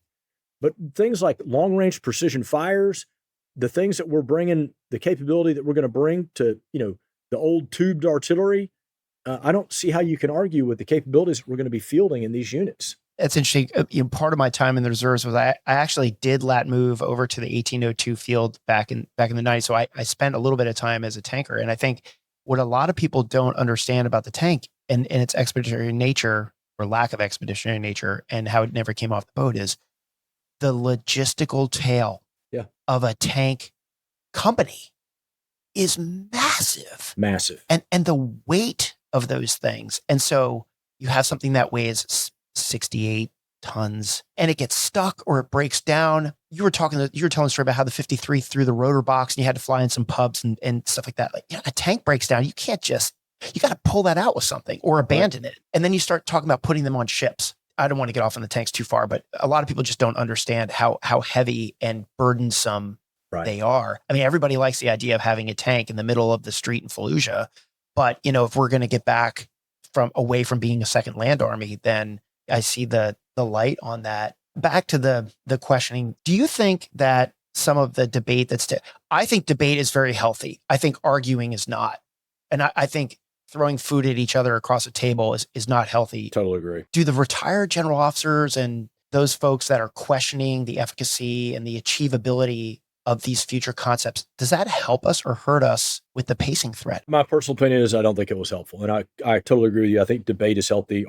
Senseless arguing and slinging food at one another is not. I don't know another time in the history of the Marine Corps where we've had retired general officers shooting on these kind of targets before. So I think the really sad part, in my opinion, is it's damaged our brand as a Marine Corps. Marines simply don't do that kind of stuff under any circumstances. In my opinion, it's inexcusable. So it's done. I think it's diminished our standing with the American people. I absolutely know it has diminished our standing with some of our elected representatives. So from that perspective, it has been entirely unhelpful. And the part that really frustrated me was to my previous comment about you're entitled to your own opinion. You're not entitled to your own facts. Some of it simply was not factually based. And I can't explain that. It's not my job to explain it. But it simply is not factually based and easily refutable. That's the frustrating part. With the threat we're facing and the timeline we're facing, we don't need anything else that's creating a drag on becoming the force that we need to be to deal with the CCP. And I ask this again from a leadership perspective, because I think it's really important that the record gets straight or at least clarified for young leaders, because they're going to be the bread and butter, right? They're going to be the people carrying the pack on this thing. There's been some questioning on how the Marine Corps has arrived at some of their conclusions regarding force design. And by that, I mean, the Marine Corps has been accused of just sitting in some classroom and, stroking their chin and making these pronouncements. And I read an article that General Van Riper specifically said the commandant didn't follow an established process used by the Marine Corps Development Command. Okay, I don't know anything, sir. I don't believe that. I don't believe that. It's absolutely 100% not true. 100% not true. The majority of this happened prior to me getting here, but having been in this position now for 7-8 months and seeing where we're going, here are the facts. There have been 36 IPTs. We have conducted 18 experiments, 30 war games, and 23 studies and analysis. Can you just say those one more time so people don't have to rewind? 36 IPTs, 18 experiments, 30 war games, 23 studies and analysis. We are actively, right now we're in phase 3, very heavy experimentation. We are getting FMF feedback, right? So the Fleet Marine Force is giving it, these are the Lance Corporals and the captains, David, and we are in court. And here's the other point. The Commandant has said all along that this would be an iterative process, that this was a journey, not a destination. And I will tell you now, having been in this job, this force design stuff, this is going to go on in perpetuity, right? And by the way, the idea that we haven't been doing it, I heard one of the retired general officers in some forum, I can't remember which one, kind of said, this campaign of learning, what is that? I went back and pulled documents out of my closet in my office from 8 years ago, David, that talk about the campaign of learning. Again, so I don't know where they're getting their information from. I can't explain it. We are absolutely using the process. Now, the force design piece is a new thing, right? My command does force development. Now we're doing force design. And I think with the rapid pace of change of technology, and it's not going to slow down, this is going to be an ongoing thing, right? It's not going to stop at 2030. So we're going to keep it going. And the Commandant, as he said, we are going to make changes along the way. We've already done it. The infantry battalion, the lowest number we ever experimented with was 735, an infantry battalion of 735, which is, by the way, is still bigger than an army battalion. The current size of an Marine infantry battalion is about 896. After some experimentation feedback from the fleet, we're probably going to go to somewhere around 820 to 830. He initially went down to 14 VMMs, V-22 squadrons. Now we're at 16. Now we've gone from 12 plane to 10. That actually makes sense because we're going to be employing them in 10 plane squadrons on the Muse because more than likely we're going to try to put more JSF, right, than what we would typically employ. So all of this is working out, and the Commandant is based on feedback, based on experimentation, we're making changes. I love hearing that. I think the reasonings make sense. Here's what I choose to believe, which means this is what I think I know. I think that there's a lot of information out there that people like Dave Armstrong don't have, and people like General Zinni and Van Riper, who, by the way, I hold in the highest regard. Me too. And I applaud the intent of debate. I applaud that and would encourage them to continue to try to be helpful in all of this. But I don't think that they're in possession of a lot of information either, just because they probably don't have security clearances. And I'm not asking you to get into security stuff. I'm just saying, I trust people like you and General Berger and the other Marines that are involved in this to be synthesizing some facts that may not be known by everybody and making good decisions, because damn it, that's what Marines do, right? We take the facts and we make good decisions and we move on. I'm kind of curious to get your opinion on this. So there's a lot of leaders out there who are challenging Force Design 2030 and everything that the Commandant you were trying to do. And they're saying, this is wrong, this is wrong. And one of them recently said that they didn't think that the Marine Corps would even exist in 2030 if this is fully implemented. I think that was General Van Riper who said that. I understand those are words. But here's the question I have, and I'd love for you to address it. While there's a lot of retired general officers and former Marines who are questioning the Commandant and essentially saying he's wrong, who's asking what happens if those retired general officers are wrong? I mean, what if they're wrong, but they're successful in creating what I'll just call an injunction on Force Design 2030? So who's addressing that concern in the public forum? And since no one is, will you? Because what if the Commandant's right and they're wrong? That's a great point. I am fairly certain that not changing the Marine Corps is a mistake. I'm nothing's 100%, right? Sure. The only time I stay away from, always and never as much as I can, unless it's dealing with my faith or my family. But I am pretty damn certain that if we don't change to meet this threat that is literally materialized under our nose while we were buried in the Middle East with our cannons and our tanks, we are going to not be a viable Marine Corps in any shape, form, or fashion to service the National Defense Strategy. Now, the National Defense Strategy is a classified document. I am pretty damn sure that Zinni's read it, and the previous administration in 18, the one in 22, very similar, right? China is the threat. If you study the operating environment and you study what they're doing and you understand their weapon systems, you understand the reach, you understand what they're doing in space, if we don't change, we don't apply. The Marine Corps will not apply to that theater, period. So we better be content with being the CENTCOM force or the EUCOM force. And last time I checked, the Army still got 20 times our number of tanks, even when we had the battalions. To not change, David, would be a fatal error. And look, the Marine Corps, we have historically been the ones that have led change. The Higgins boat, helicopters in Korea, we're the ones that lead these things. For heaven's sakes, we invented the MAU, right? The Marine Amphibious Unit. How about that V-22 thing? V-20, and look, everybody forgets this one. The V-22 was an Army program in the late 80s. I didn't even know that. At the first couple of issues, they jumped ship. We stuck with it through some really, really tough times. And look at the aircraft now. Right. Quite frankly, we're a victim of our own success. We can't meet the demand signal for it, which is why we had to go back to 16 squadrons. We need that number of flags to service the combatant commanders, the demand signal, which is just so. Yeah. So again, how the Marine Corps, the Commandant is tailoring a force to deal with China. We still have the MEFs. We still are the crisis response force for the nation. We have multiple places where we plug in inside the joint force. What the Commandant's simply trying to do is do it wisely. And look, there's not an endless flow of money here. I mean, It's just a fact. To modernize, the Commandant looked at us, when I came on active, guess how big the Marine Corps was on September 30th, 2001? 175. 172,934. So 19 days after 9/11, guess how big we grew to while we were in Iraq and Afghanistan? 212. Yep, just short of 215. Right. Okay. Yesterday I checked, we're right at 175,000. We're about at our fighting weight, right? Right. Mm-hmm. And all the Commandant's doing is upgrading and modernizing capability. Are there structure changes? Yes. That we are making structural, people, personnel changes to accommodate these upgrades. And again, we are tailoring a force. These Marine littoral regiments, not every regiment is turning into an MLR. Right now, we plan for 3. And we don't even know if that's right. It may not be 3. It may be 3. It's going to depend on what the MEF commanders tell us. Right. But the rest of the Marine Corps is simply largely staying the same. We have divested of tanks. We still have retained cannon artillery. We actually went, instead of just retaining, we're going to have 4 batteries on the West Coast, 3 on the East Coast. And we're actually now, instead of 6 tubes, are going to 8.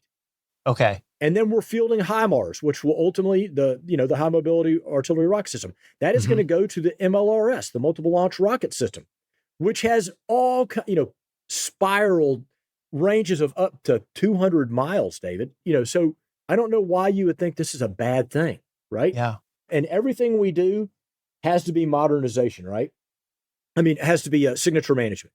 Everything we do, because you talked about it, tanks have that logistics tail behind a tank is a signature. Oh my God. Look what's happening in Ukraine. Look what happened in Nagorno-Karabakh between the Armenians and Azerbaijanis. So signature management is critical. And right. we're kind of getting back to the future, right? Camo netting, it does infrared, it does all kind. We're working actively and across the electromagnetic spectrum, right? You got to be careful about, because again, back to all the domains, right? Are you emitting a signature in the information environment, right? Right.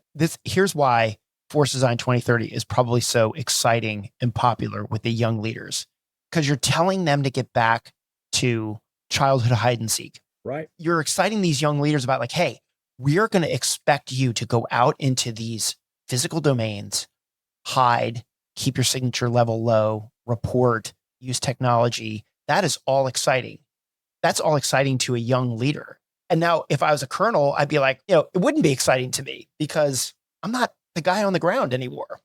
And I also look at this technology and I think to myself, and now I'm putting my very limited tanker hat on and I'm thinking to myself, my gosh, I mean, hey, sir, if you and I jumped into a pickup truck with 8 Javelins, we could probably do as much damage as a tank company could do. Just the 2 of us, 2 old men together in the back of a pickup truck, right? Maybe get some young guy to drive it. But I mean, the technology has completely changed. I wouldn't want to be in a tank anymore. I'd rather be in a Razor. So, completely, David. What happened in Nagorno-Karabakh with the employment of loitering munitions, a shaped charge coming down on top of a tank, they were killing at will. And that's exactly what has happened. And, so that's going to be the future in the Marine Corps is the loitering munitions, the long range, precision, persistent. I mean, imagine a loitering munition being launched, basically orbiting for 45 minutes to either obtain target data or refine it and then kill some, right? But the whole time it's doing it, it's just gathering additional intel. Right. It's amazing. And this is not expensive stuff. It's not exquisite stuff. So you're absolutely right. And I'll throw out another example of one of the things we're toying with in Force Design. What does LAR next look like in the Indo-Pacific? It doesn't have vehicles. I mean, yeah. So in LAV-25, when you lay out the first island chain, the Ryukyus, all the way to Luzon, all the way down to Palawan, and I mean, we're talking about 2,000 miles of islands, of archipelagos. Right. What is an LAV-25 going to do? Nothing. Put those guys onto 2 Razors. From a reconnaissance perspective, right? I envision something like a lot of unmanned systems, a multi-domain recon element on an EAB somewhere with all these long-range capabilities, surface, subsurface, air, that can go out hundreds of miles and sense, gain and maintain custody of targets. So just think LAVs and tanks. It just doesn't apply to the Indo-Pacific operating environment. It doesn't make sense. It doesn't fit. Right. You had said something before about how the HIMARS is going to be transitioning more over to the MLRS. You weren't referring to the actual track vehicle that the Army has its MLRS, right? We're not going to that. No. Okay. The future of MLRS is something called the MLRS family of munitions. And it will go on the back of a JLTV, but the pod will be similar And they've got some really, really capable weapon systems. Right. Just wanted to clarify that for listeners. One more quick comment on the LAR community, because this became interesting to me. When did you come in the Marine Corps? Or mid 80s? Early 80s? 88. 88. Okay. Active duty in 88. So the LAR community was already around. It was the LAI community. Yeah. But here's my question for you. You may not know the answer. Where did they come from? Where did those 3 battalions come from? I don't know the answer to that. I don't think they existed. It's not like we transitioned an MP company over to LAR. That's a good point. We have, in our very recent history, created units with new technology and new gear and said, look at that. And I don't hear anybody complaining that we created new units and new technology to do new special things in the LAR community. I'm going to find that out and I'm going to get an answer back to you, because I'm curious. Yeah, it just dawned on me that I don't know if we reconstituted battalions into the LAR community. I think we created them out of scratch and we said, here's this great new technology, go out and do LAR things. And they did, right? Desert Seal, Desert Storm, the March Up. I mean, fantastic, but maybe they're not as relevant. I mean, I don't know if they totally go away, because if you ever had to go back into the desert, but if we're trying to get away from being the Second Land Army, but still do a reconnaissance mission, why does the reconnaissance mission have to be based around a legacy vehicle? Why can't it be based around a concept? So David, yeah, right. To the point that I made earlier about all the MEUs, all three MEFs have always been different. Right. Always. So why now all of a sudden for some of the criticism is kind of focusing on the point that we're tailoring MEFs. I mean, 3 MEF is the stand-in force, right? They're there. Sleep, eat, train inside the weapons engagement zone of the Chinese Communist Party. Mm-hmm. So, but one of the things we're talking about within force design, within these IPTs, and we've had, this has actually been a subject of an IPT, a MEU. I would say that a MEU still requires a reconnaissance vehicle. So right now we have 3 industry partners are prototyping BAE with the new ACV. Are you familiar with the new ACV, the amphibious combat vehicle? I am. Yes, I've seen pictures of it. Okay, which a fantastic vehicle. They're looking at a variation of the ACV to be LAV next, right? And then we have Textron, and I think we have General Dynamics doing it. So because we're talking about an amphibious reconnaissance vehicle, an ARV, right? What's next? So maybe for the MEUs, you still require that, right? I think you probably do. Mm-hmm. So the point is, we're not just trying to cookie cut, use a cookie cutter set here that applies force design across all operating environments and across all MEFs, because it doesn't work. I know we're coming up on the end of the time here. I do have one last question. It's a little more of a under a microscope question as it relates to young leaders, but how does a brand new NCO or lieutenant specifically train to this new mission that's going to come out of force design when all of the schoolhouse trainers have no experience in this new concept? Will the initial young leaders out there have to make it up as they go along? And if so, any thoughts on how they can set themselves and their Marines and their units up for success? Or is there already a plan in place? Like, I'll use TBS as an example. I don't know if any captains who are instructing at TBS right now I know they don't have any experience in implementing what could be a base unit in force design out in 3MEF. How do those lieutenants learn? So great point. What I'll bring that back to is all the extensive experimentation we're doing right now. Okay. The experimentation is under the Marine Corps Warfighting Lab, which is also the Futures Directorate. And we gather all the lessons learned and we churn that back into the campaign of learning. And the campaign of learning is all that experimentation is the analytical rigor that underpins every single decision the Commandant makes on force design. So those Marines out in the fleet that are doing this, and I don't know if you knew this, but have you heard of IBX, Infantry Battalion Exercise? Yeah, but explain it for listeners. The Commandant designated 1 battalion in all of the MEFs to do some variation of force design experimentation with the infantry battalion. That is what's feeding all this. It's been going on for the last year. It's still going. We had one out on a MEU. We had one out with the 11th MEU. So this is real world. These are real Marines. These are NCOs, young officers that will inform our organization on how to do this. And then a little bit of it, David, is going to be kind of discovery and learning. We're going to, as it always is, right? And you can't be fearful of that. And that's why the Commandant has said, don't be afraid to fail. Don't be afraid to fail. That's how we're going to learn. So we're going to experiment a lot. We're going to iterate, and then we're going to learn, and we're going to keep going. I'll come back to the LAR community on that. Right. The LAR community popped up out of nowhere. Where did that expertise come from? Where did those master gunners come from on that chain gun? Where did those lieutenants and captains come from? I think it was probably a lot like the Hal Moore movie with We were soldiers once, where all of a sudden he lands a helicopter and says, this is our new horse. This is what we're riding into battle. Exactly. Right. They're like, okay, let's go figure it out. I mean, that's actually probably a pretty good example of, okay, let's just go back to the 101st Airborne or first Cav. Yeah. Yeah. All of a sudden they got helicopters. That's right. right. Like, go figure it out. Yeah. And hey, if the Army can figure out how to create a full division out of helicopter mounted soldiers, I know the Marine Corps can figure out force design 2030. And we're wrapping up here. I normally do a recap, but I'm not, because this has been such a fascinating conversation. I want to give you a little bit more platform to talk, but I can understand why this is so exciting for young leaders in the Marine Corps. Okay, do you remember being at TBS and some general stood up in front of you and said, I would give anything to be in your seat? I'm having that moment right now, like just wishing I was sitting back at TBS. Absolutely, David. What a great time. What a great time what a great time to be a creative thinker. What a great time to be a decision maker. What a great time to be in charge. Sir, something just dawned on me that, as a 3-star general, you've got a staff and you've got a lot of officers that come in. And I think we'd all be silly to assume that every single officer out there agrees with Force Design 2030 or may have some questions that haven't been answered yet. And I mean, questions are great, but it just dawned on me that some of those officers could be coming to work for you on your team, on your staff. What would you say to some officers who are coming to CD&I who maybe aren't totally sold on Force Design or have a lot of questions or flat out disagree with it, but yet have to come in and work on a project with you? Yeah. So, I would bet that even the Commandant is not 100% sold on Force Design. He's a critical thinker. He looks at things every day. I would say that Force Design, the ideas driving Force Design may have changed on February 25th of this past year, the day after Russia invaded a sovereign nation.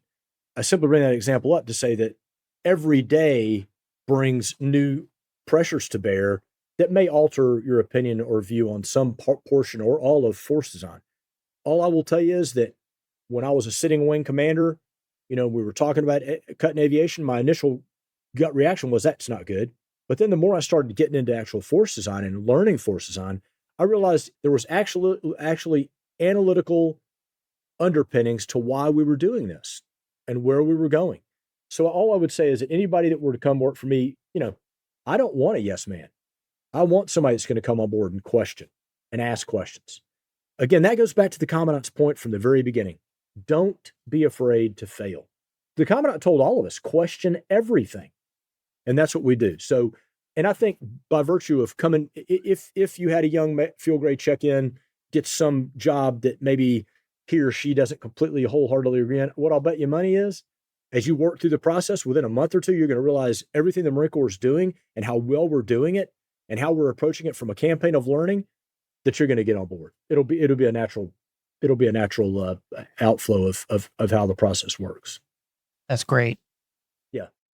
So David, look, I mean, my closing comments were going to be, you made them for me. First of all, the future for our Marine Corps is incredibly strong and bright. There is no, and I know this isn't necessarily that big of a deal to maybe the listeners, but on Capitol Hill, there is no divide between parties. They support what we're doing because they understand the problems that we're getting after and that we're trying in our best ability within our financial authority to build a force that meets the national defense strategy for our nation. We've got absolute serious inertia and momentum going on the Hill. So it is the future of the Marine Corps is very, very exciting. Just like you said, that was the words I was going to use. And for any young leader coming in, this is a great time to be coming in to the Marine Corps. It's exciting. I do believe we are at an inflection point. I really do believe that. They happen every now and then in an organization's history. We are at one. The rate, pace, and scale, breadth, scope of technological change is breathtaking, and the Chinese are taking us to task. And if we don't get serious, at some point, it's going to be hard to get back there, right? So this is an exciting time. We are offering the Joint Force an extremely unique capability, and we are going to be punching well above our weight class, what we're going to bring. Having that force out there, sensing, making sense, collecting data, refining that data, and ready to strike when the nation decides. If it ever comes to that, we will be prepared. And all the while, remaining the nation's force in readiness. We have got to get back to nonstop Marine Expeditionary Units deployment because it's a volatile world, right? Right. Who would have thought this time last year we would have Russia invading a sovereign nation and committing war crimes. The dynamic nature of our world requires a strong country, and we have to be ready to respond. And so, China aside, we need Marines out deployed 24/7 on ships on sovereign U.S. territory, ready to do the nation's tasking whenever it's required. So it's an exciting time to be a Marine, and force design is going to be, I think we're going to look back from a historical perspective, and the Marine Corps is going to get a lot of credit for getting it right. I agree. Sir, as a quick wrap-up question, when I get into arguments with my family, I'm right, they're wrong, they're right, I'm wrong. Somebody has to extend an olive branch in order to become a family again. Is there a way to bring some of the people who have been dissenters back into healthy debate and back into the relationship to create the Marine Corps of the future? And if so, who extends that olive branch and how can it be done? Can that be facilitated? I think it can. I really do. I think right now, so we're going to have a retired EOS. Not long ago, the Assistant Commandant of the Marine Corps had an evening parade for, I think we had about a half a dozen retired Assistant Commandants of the Marine Corps. There were actually that many of them alive. It was amazing. I was there at the reception and talked to several of them. I mean, General Morgan, 96 years old, sharp as if he were 30. And General Boomer was there. I mean, the value of their perspective, the value of their experiences is needed. So I think, to answer your question, I think we are, and I won't even say extending olive branches. We're trying to bring the family back together again, and I think it's going to work. So again, we're going to do a retired EOS, executive offsite, with a bunch of retired 3-stars. I don't know how many will come, but we will have these open and active discussions within the family, and then hopefully we will all agree at the end that at the end of the day, we're all still Marines, and we're all still in this Marine Corps thing, and this is how we're going forward. I think one of the things that's always been great about the Marine Corps is we can close a door in a conference room and have it out. I mean, have it out. And then when the conference door opens and the CO walks out, everybody says, this is what we're doing. Always. And I'm just going to end it with, I think that's one of the things that makes us so special as a Marine Corps. And I hope we get back to that. Amen. I completely agree, David. Sir, thanks so much for taking your time out of your busy schedule to talk to me about. No, David, this was freaking great, brother. Thank you. It really was. Your leadership lessons and your experience are so sage. And I just know that young leaders listening to this are going to get a lot out of that. And sort of in a non-traditional format, we had a great conversation about force design, because I do think that's really important for young leaders to actually understand some of the things. And here's one example you said that I'm just going to use as a recap, which was really interesting. You were talking about how we're going to, the VMMs were going from, down in size, and then you're going to go from 12 planes to 10 planes. And on the surface, it's like, okay, we're losing 2. But then you said, but that's because we need to get more Joint Strike Fighters onto the MEU. We need to, and great. So now all of a sudden, ding, light goes off. I'm like, okay, I get it. You may be losing 2 pieces of combat power from the V-22 planes, but you're adding more and isn't it all about the MEU and not about the squadron? It's about the MAGTF. Right. Exactly. There you go. Great, perfect conclusion. So for those people listening, definitely check out some of the show notes. I'm going to post that reference to the Somalia evacuation in there and definitely hit some comments up. But sir, really appreciate your time and energy, and from your staff too, who put this all together for us. This has been extremely informative, and I really appreciate getting to know you personally too. Yeah. Thank you, David. And I hope to meet you, man. I hope so too. We will make that happen, sir. We will, like I said, cigars and bourbon and golf are my top 3 hobbies. Perfect. We are perfectly aligned. Great. All right, sir. Great to meet you. And thanks again to your team and your staff. They're all serious professionals. You betcha, David. Thanks, brother. I look forward to it. Thank you. Take care.